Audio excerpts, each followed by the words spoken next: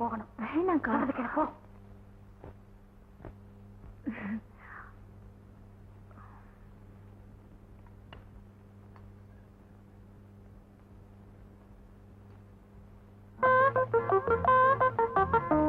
உப்பு பத்தாது, இன்னும் கொஞ்சம் வை.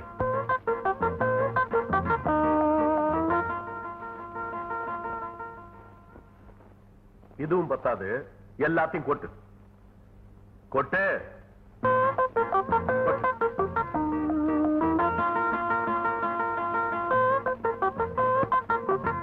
முண்டோ, அறிவு இருக்கா உனக்கு? சோத்துக்கு பதிலா உப்ப சாப்பிட சொல்றியா? டாக்டர் ஏற்கனவே எனக்கு பிளட் பிரஷர் சொல்லிருக்காரு. இன்னும் கொஞ்சம் கொட்டு, சீக்கிரம் போய் சேர்ந்துறேன். என்ன இந்த வார்த்தையெல்லாம்?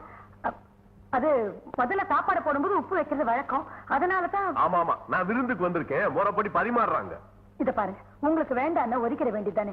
எதுக்கு இப்படி வீணா வார்த்தைகள் மாதிரி வச்சிருக்கா? இந்த ஊரையே போட்டு பதுக்குற மாதிரி வச்சிருக்கா. டேய், நீ எங்கடா போன? உன்னால சாப்பாடு பண்ண முடியாதா? சரி சரி, சுமார் சுமார். இப்ப என்ன, உங்களுக்கு சாப்பாடு தானே போடணும், போட்டா போச்சு. டேய், நீ முதல்ல வச்சிட்டு போ. உள்ள போ. போவாங்க, சும்மாருங்க. ஏன் சிரிச்சிருன்றீங்க? நீ உள்ள போய் அடுப்படியில பாருமா, நான் வரேன்.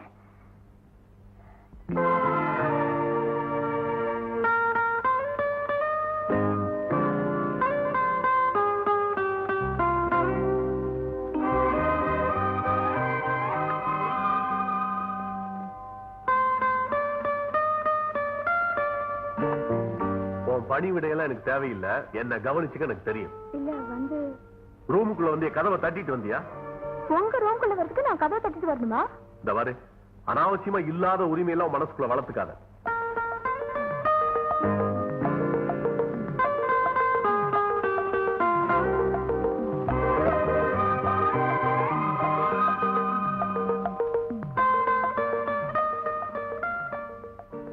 என்ன நிர்மலா, என் முகத்தை பார்த்தாலும் எரிஞ்சு எரிஞ்சு விழுறாரு.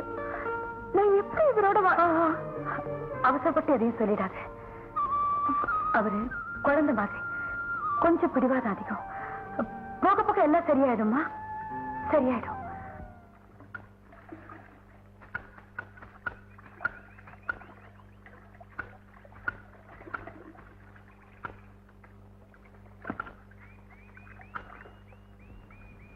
நீ எங்க வர்ற? எங்கேயோ பார்ட்டிக்கு போறீங்களாமே? ஆமா, நானும் வரேன். எதுக்கு? நான் தான் இவருடைய ரெண்டாவது பொண்டாட்டின்னு எல்லாருக்கும் முன்னால கன்ஃபார்ம் பண்ணிக்க வர்றியா? நான் போற இடத்துக்கெல்லாம் உன்னை இழுத்துருத்தணும்னு எதிர்பார்க்கறியா? சனின்னு அதான் உன் கழுத்துல தாலி கட்டிட்டல்ல, வீட்டுல இருந்தோலைய எடரா வண்டிய.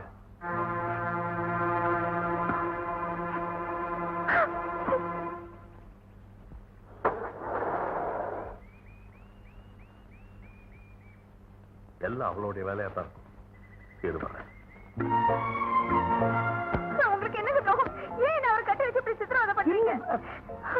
நான் அவருக்கு செக்ரட்டரி இருந்தப்பவே ரொம்ப சந்தோஷமா இருந்தேன். இல்ல ரெண்டாவது தரமா கட்டி வச்சு என் வாழ்க்கையை நாசம் பண்ணிட்டீங்களே. அம்மாடி, எனக்கு வேண்டாங்க இந்த வாழ்க்கை. நான் இப்பவே எங்க வீட்டுக்கு போறேன். இந்த மாதிரி எல்லாம் பேசக்கூடாது. இந்த பாரு, சுமங்கலி பொண்ணுங்க கண்ணீர் விட்டா வீட்டுக்கு ஆகாதுன்னு சொல்லுவாங்கம்மா. தயவு செஞ்சு நான் சொல்றத கொஞ்சம் கேளுமா. அவரோட மனசை நீ சரியா புரிஞ்சுக்கல.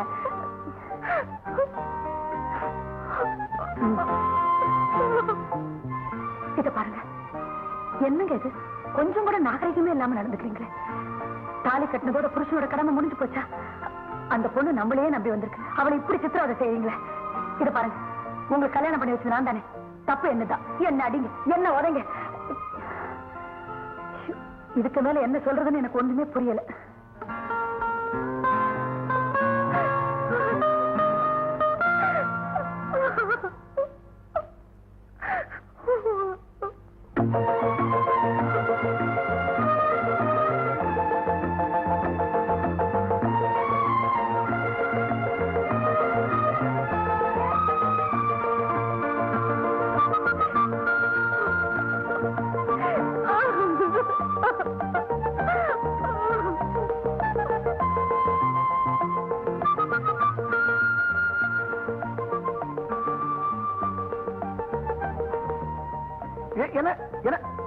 அன்னைக்குதான் அவ்வளவு சத்தம் போட்டாரு, மறுபடியும் உப்பை கொட்டி அதே தப்ப பண்றீங்களே.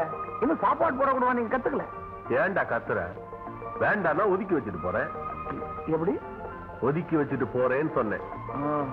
நியாயம்தான். உள்நாட்டு மந்திரி மாற்றம் யாருக்கு எப்ப பதவி மாறும்னு சொல்லல. பேப்பர் நியூஸுங்க. நீ சாப்பிடு.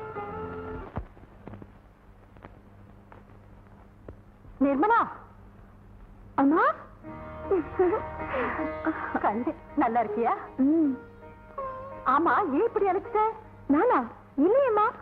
பெத்தவளுக்கு தெரியாதா புள்ள உடம்பு? நிம்மி, நான் பாட்டியாக போறேனாமே. ஆமா, இது என்ன 3வது மாசமா 4வது மாசமா? மாத்திரை மருந்தெல்லாம் சரியா சாப்பிடுறியா? நீங்க போன வாரமே லெட்டர் போட்டிருக்கீங்க, அது நேற்றுதான் எனக்கு கிடைச்சது. ஏன்னா யாரு வாசல ஆட்டோ ரிக்ஷால வந்து அடடே வாங்க, நீங்க தானா? வாசல் ஆட்டோ ரிக்ஷாக்காரர் கத்திட்டு இருக்காரு. நிம்மி, ஆட்டோவுக்கு பணம் கொடுத்து அனுப்புமா? உஸ்மான், அக்காட்டு பணம் வாங்கி ஆட்டோ கொடுத்து அனுப்பு. சரிங்க. இது என்னடி இது? ஆட்டோவுக்கு கூட அக்கா கிட்ட தான் கேட்கணுமா? நல்லா இருக்கடி நீ வாழ்ற லட்சணம். அப்படிலாம் சொல்லாதீங்கம்மா, எனக்கு இந்த வீட்டுல ஒரு குறையும் இல்ல. வாங்க வாங்க. சௌக்கியமா இருக்கீங்களா மாப்பிள்ள? நல்லா இருக்கேன். எப்போ வந்தீங்க? இப்பதான். நான் வர்றேன். நிர்மலாவை எங்க வீட்டுக்கு கூட்டிட்டு போலான்னு வந்திருக்கேன். என்கிட்ட கேட்டா எப்படி? கல்யாணி கிட்ட கேளுங்க. என்னடி இது? உன்கிட்ட ஆட்டோவுக்கு பணம் கேட்டா நீ அக்காவை கேளுங்கிற. வாயும் வயிறுமா இருக்கிற பொண்ண வீட்டுக்கு கூடுறேன்னு அவர்கிட்ட கேட்டா அவர் கல்யாணியை கேளுங்கிறாரு. இன்னும் கல்யாணி ஆதிக்கத்துலதான் இந்த வீடு இருக்குதா? நீ என்னதான் பண்ற? ஆட்டோ எவ்வளவு ஆச்சு? 35 ரூபாய் 60 காசுங்க. ஆட்டோவுக்கு 35 ரூபாயா? அதாங்க எனக்கும் தெரியல. ஒருவேளை இந்த அம்மா ஊர்ல இருந்து ஆட்டோல வந்துட்டாங்களோ என்னமோ தெரியல. இதுல எக்ஸ்ட்ரா லக்கேஜ் வேற 10 ரூபாய் கேக்குறாரு. அவங்க கார்ல விட போகுது. கல்யாணி, வாங்கம்மா. என்னம்மா கல்யாணி, சௌக்கியமா இருக்கியா? நல்லா இருக்கேம்மா, உட்காருங்கம்மா. இந்த உஸ்மான், இத ஆட்டோ கொடுத்துட்டு போ. இந்த எக்ஸ்ட்ரா வெயிட் விஷயம் நீ போடா, கொடுத்துட்டு வா. அதான் போறேன். எங்கம்மா ரொம்ப நாளா இந்த பக்கம் காணோம்? பொண்ணை கட்டி கொடுத்துட்டு நானும் இங்கேயே இருந்துட்டா பாக்குறவங்க அசிங்கமா பேச மாட்டாங்க? என்னம்மா நீங்க, இதுவும் உங்க வீடு தானே? பாருங்க, அவங்க இப்படி தமாஷா பேசுவாங்க. இதெல்லாம் நீங்க சீரியஸா எடுத்துக்காதீங்க. ஏய் போடா, அதை கொடுத்துட்டு வாங்க. ஆட்டோ டிரைவர் மோர் கேக்குறாரு. போடாண்ணா, அவர் விளையாட்டு பிள்ளை. கல்யாணி, நான் சொல்றேன்னு தப்பா எடுத்துக்காத. ஒரு முஸ்லீம் பையனை வேலைக்கு வச்சிருக்கிறது நல்லாவா இருக்கு? முஸ்லீமாவது ஹிந்துவாவது ஜாதி மதம் எல்லாம் மனுஷனை ஒத்துமைப்படுத்துதானே தவிர பிரிக்கிறதுக்கு இல்லம்மா. அதுவும் அவனுக்கு ரொம்பதான் செல்லம் கொடுத்திருக்க. அவன் சின்ன வயசுல இருந்து வீட்டுல புள்ள மாதிரி வளர்ந்துட்டானா, அதான் கொஞ்சம் உரிமை எடுத்துட்டு பேசுவான். நீங்க அதை தப்பா நினைக்காதீங்க. அதெல்லாம் ஓ இஷ்டம். அப்புறம் நிர்மலாவை ஊருக்கு கூட்டிட்டு போறேன்னு மாப்பிள்ளை கிட்ட கேட்டேன். அவரும் உன்கிட்ட கேட்க சொன்னாரு. எதுக்கு? எதுக்கா? தலைப்பிரசவம் தாய் வீட்டுல தானே நடக்கணும். ஆமா, தலைப்பிரசவம் தாய் வீட்டுல தான் நடக்கணும். ஆனா நான் சொல்றத தயவு செஞ்சு நீங்க தப்பா எடுத்துக்க கூடாது. வசதிகள் அங்க விட இங்க அதிகமா இருக்கு. அதாவது எல்லாமே பக்கத்திலேயே இருக்குது. நாங்க எல்லாரும் இருக்கோம். அவ இங்கே இருக்கட்டுமா? வாயும் வயிறுமா இருக்கிற பொண்ணை இங்க விட்டுட்டு ஏன்னா ஊர்ல தனியா இருக்க சொல்றியா? நீங்க ஏமா ஊர்ல தனியா இருக்கணும்? உங்க பொண்ணை கண்ணார பாத்துக்கிட்டு இங்கேயே இருங்க. பிரசவம் எல்லாம் ஆனதுக்கு அப்புறம் அது இப்ப நீங்க போய் குளிங்க. டிஃபன் எல்லாம் சாப்பிட்டதுக்கு அப்புறம் பேசிக்கலாம். இப்படி சொல்றா? ஆமா வாங்க. நீ வாங்கம்மா. வாங்கம்மா. சரி வா.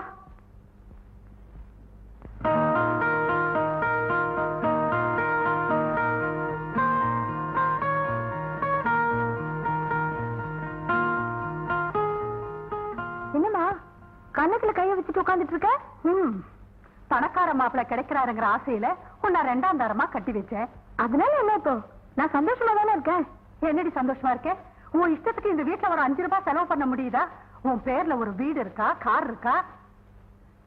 நாளைக்கு குழந்தை பிறந்த உடனே அந்த குழந்தைய புடுங்கிட்டு உன்னை நடுத்தருவுல விட்டாங்கன்னா என்னடி பண்ணுவேன்?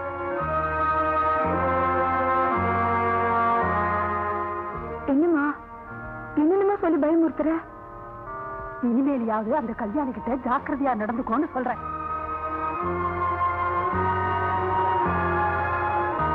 பார்த்து வா. உள்ள வா. சுந்தரா, வெளியே பரப்பிட்டீங்களா? என் நாத்தரா பொண்ணுக்கு கல்யாணம், அதுக்கு போயிட்டு இருக்கிறோம். அவ்வளவு தூரத்துக்கு இந்த உடம்போட கூட்டிட்டு போறீங்களா? நான் இதுக்கு முன்னாடி போயிருக்கேன்க்கா. நிர்மலா, அப்பெல்லாம் நீ வெறும் நிர்மலா. இப்ப இந்த வீட்டு வாரத்தை சுமந்துகிட்டு இருக்கிற. அன்னைக்கு டாக்டர் உங்ககிட்ட தானே சொன்னாங்க கொஞ்சம் ஜாக்கிரதையா இருக்கணும்னு. அம்மா, கல்யாணத்துக்கு போறீங்க, கூட்டம் நெரிசல் ஏதாவது. நான் தெரியாம தான் கேக்குறேன். என் பொண்ணு என்ன இந்த வீட்டுக்கு புள்ள பெத்து கொடுக்க வந்தா வெறும் எந்திரான நினைச்சிட்டு இருக்கிறியா? இப்படி பேசினா நான் நினைச்சது அம்மா, நான் உங்க நிலத்துக்கு தானே சொல்றேன். இது பாருங்கக்கா, நான் அவர்கிட்ட சொல்லிட்டேன், அவர் தான் போயிட்டு வர சொன்னாரு. அம்மாடி, அவரு சொன்ன மாப்பிள்ளையே போயிட்டு வான்னு சொல்லிட்டாரு. அதுக்கப்புறம் இவ்வளவு தடுக்கிறதுக்கு நீ யாரு?